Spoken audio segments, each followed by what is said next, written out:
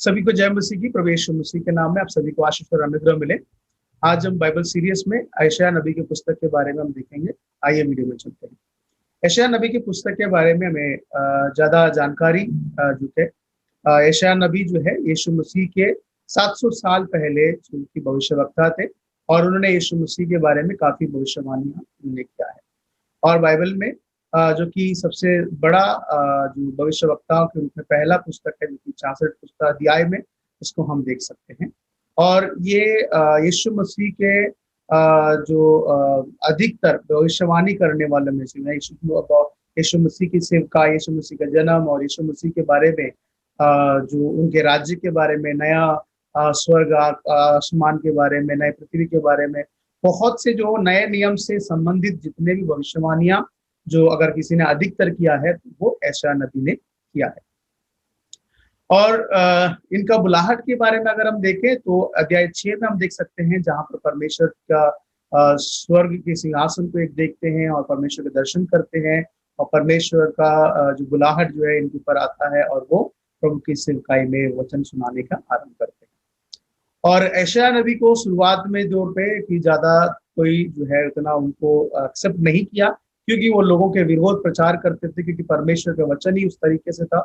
क्योंकि लोग जो है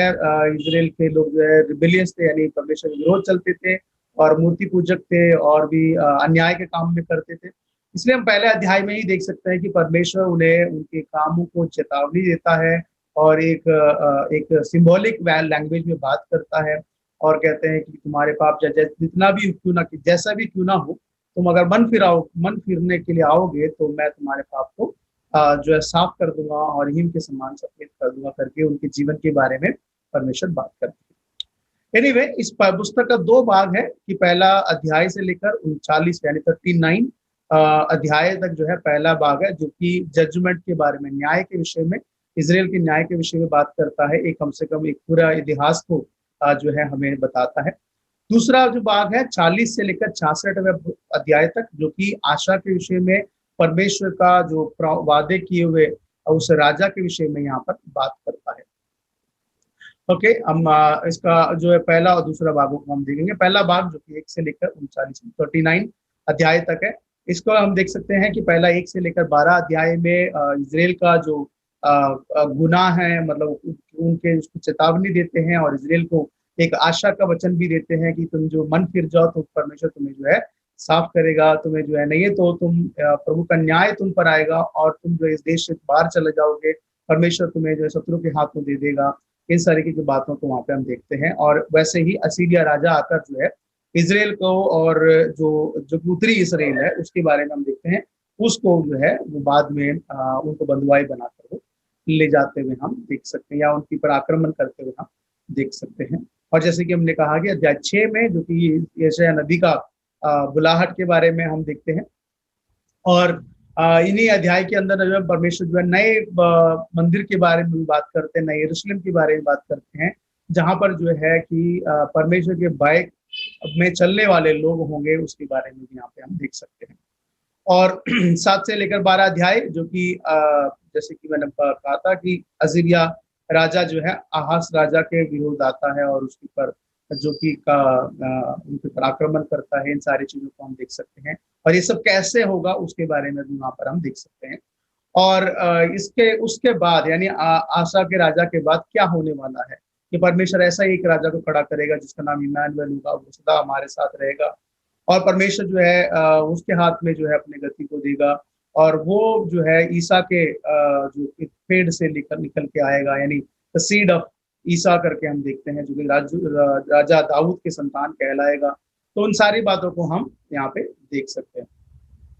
और बाबिलोन के जो असीरिया के बाद बाबिलोन राजा जो है कैसे जो है इसराइल की पर आक्रमण करता है, उन सारी विषय को यहाँ पर हम देख पाते हैं। फिर 24वें अध्याय से लेकर यानी 27 अध्याय तक अगर हम बात करेंगे कि परमेश्वर जो है कि नई जो उसकी स्थापना करने वाले उसके नए यरूशलेम के बारे में और वहां पे क्या कैसे होंगे, कैसे लोगों को वहां रखा जाएगा, कैसे लोगों को वहां पे नहीं रखा जाएगा, उन सारे विषय के बारे में यहाँ पे बात करते हैं। और 13 अध्याय से लेकर अगर हम 23 अध्याय तक अगर हम यहाँ पे देखेंगे तो वहां पर सिर्फ इजराइल के बाहर जितने भी देश है, जैसे कि उस समय प्रतिष्ठित देशों के बारे में अगर हम बात करें, बाबिलोन हो गया, असीरिया हो गया, आपका फिलिस्ती हो गए, मोवाब हो गया, दमस्कू हो गए, इजिप्ट हो गए, और तैरी देश हो गया, टायरी देश, ये सारे देशों के बारे में यशायाह जो है भविष्यवाणी करता है कैसे परमेश्वर जो है इन सारे देशों को नाश करने वाला है, क्योंकि ये सब भी वही मूर्ति पूजा में, वही परमेश्वर के विरोध काम करते हैं, और अन्याय, जो न्याय की जगह अन्याय कर रहे हैं, इन सारे विषयों को लेकर उनके विरोध में यशायाह नबी जो है भविष्यवाणी करते हुए हम देख सकते हैं। जो कि 12 अध्याय के बाद 13 अध्याय से लेकर 23 अध्याय जो है एक एक एक एक कनेक्टिविटी को नहीं देता है, पर उसका जो काम को, यशायाह के काम को वहां पर हम साफ तरीके से हम देख सकते हैं। और अध्याय 28 से लेकर 29 39 यानी 39 अध्याय तक अगर हम देखेंगे, जहां पर ये सारे जो इसराइल का बिगड़ने के कारण, उन सबका जो बिगड़े हुई अवस्था का जो कारण है वो लीडर्स हैं, यानी इसराइल के ऊपर जितने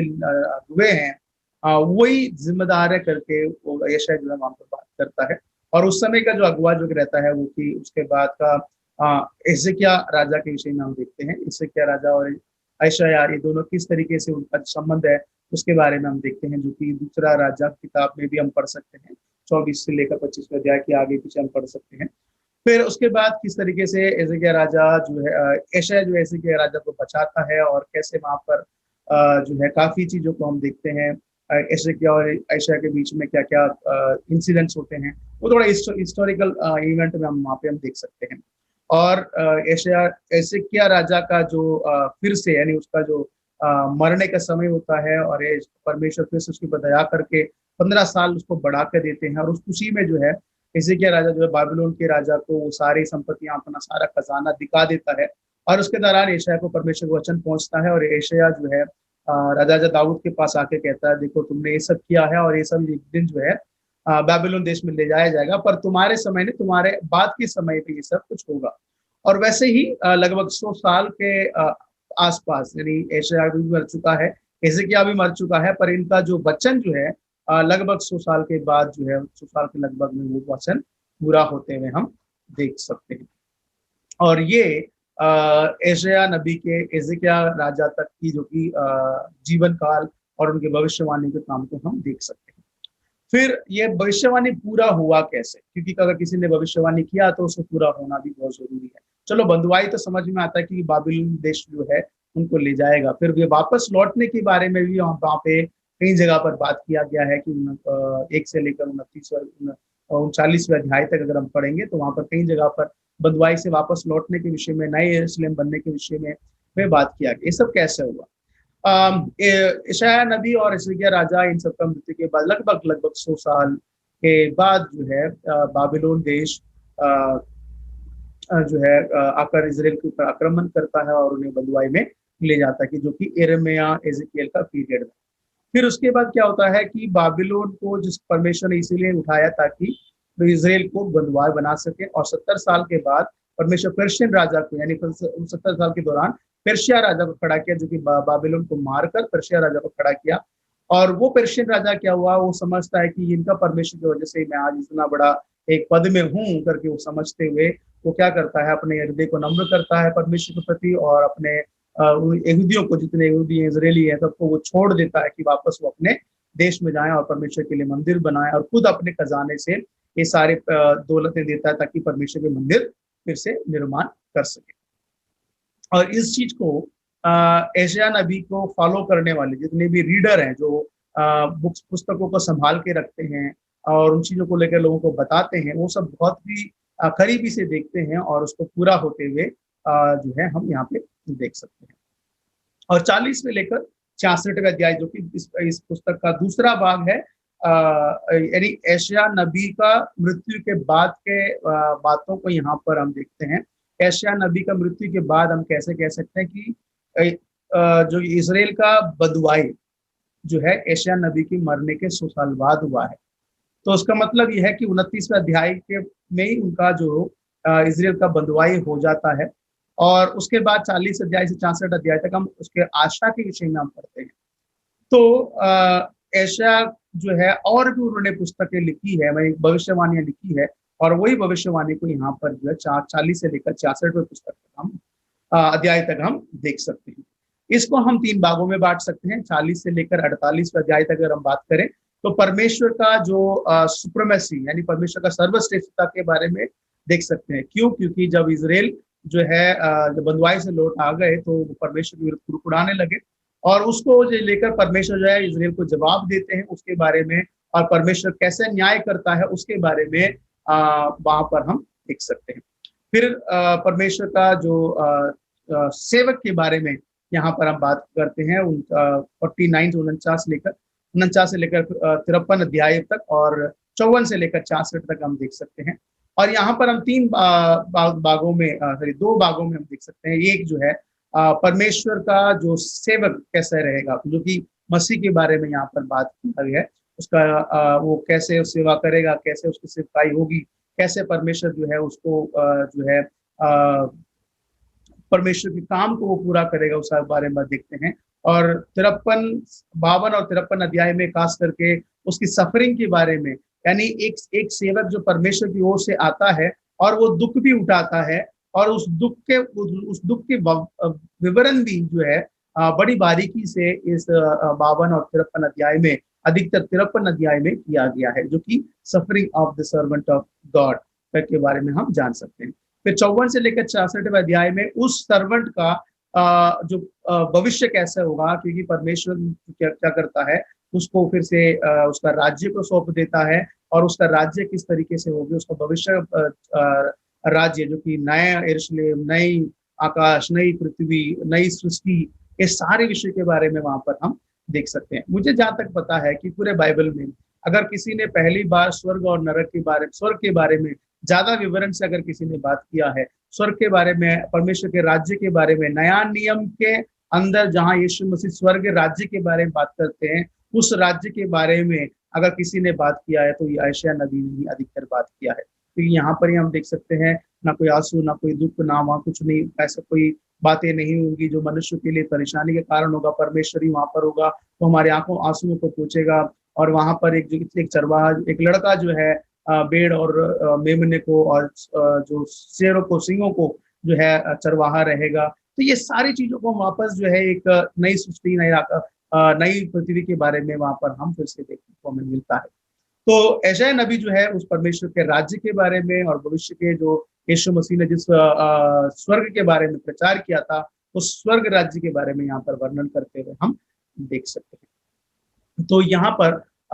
यशायाह नबी जो है एक उम्मीद पर, एक होप पर और एक भविष्य की आशा पर जो है यहाँ पर आके समाप्त होता है। तो यशायाह का जीवन काल में 39वें अध्याय तक, 1 से लेकर 39 अध्याय तक उन्होंने जो है रहते समय वो सब घटना हुई है। फिर 40 से लेकर 66 पुस्तक जो है अध्याय जो है उन्होंने अपने जीवन काल में भविष्य के बारे में लिखा और उसको उसके जो चेले, उसके जो पीछे आने वाले लोगों ने उसको देखा और उसको इस पुस्तक में शामिल किया है। और ये हमारा यशायाह नबी के पुस्तक का एक पूरा एक विवरण है। एक और जानकारी मैं आपको इससे जोड़ना चाहता हूँ। यशायाह नबी के अंदर, पुस्तक के अंदर, जो कि हमारे पुस्तक में 53वें अध्याय मौजूद है और यही यहूदी के पुस्तक में 53वें अध्याय को वो वहां से हटा दिया गया है। उसका रीजन ये है कि वो इस बात पे विश्वास नहीं करते हैं कि मसीहा यानी परमेश्वर की ओर से भेजा गया उस सेवक को ऐसा कुछ मृत्यु, ऐसा कुछ दंड या ऐसा कुछ होगा करके वो संपूर्ण रीति से इनकार करते हैं। इसीलिए उस अध्याय को वो पढ़ना भी नहीं चाहते और उन्होंने अपने बाइबल से निकाल भी दिया है। एनीवे, कुछ भी हो कि परमेश्वर यीशु मसीह आया, भविष्यवाणी का वचन पूरा हुआ और इसीलिए यीशु मसीह के भविष्यवाणी के, अगर यीशु मसीह के जीवन काल की सेवकाई में और उसका मृत्यु के बाद की सेवकाई में अगर आप देखते हैं, यीशु मसीह बार बार अपने बातों में कहते हैं भविष्य वक्ताओं की पुस्तक में जो लिखा है, यशायाह नबी के पुस्तक में जो लिखा था। तो ये सारी चीजें जो है कि यशायाह पहले से ही मसीह के बारे में वहां पर उन्होंने कंप्लीटली बता दिया है। तो ये हमारा यशायाह नबी का पुस्तक का संक्षेप जो ये संदेश है। प्रभु सबको आशीष करे कि आने वाले और भी अगले वीडियो में हम फिर मिलेंगे। और भी वीडियो देखने के लिए आप हमारे प्लेलिस्ट में जाकर और भी वीडियो को आप देख सकते हैं। प्रभु सबको आशीष करें।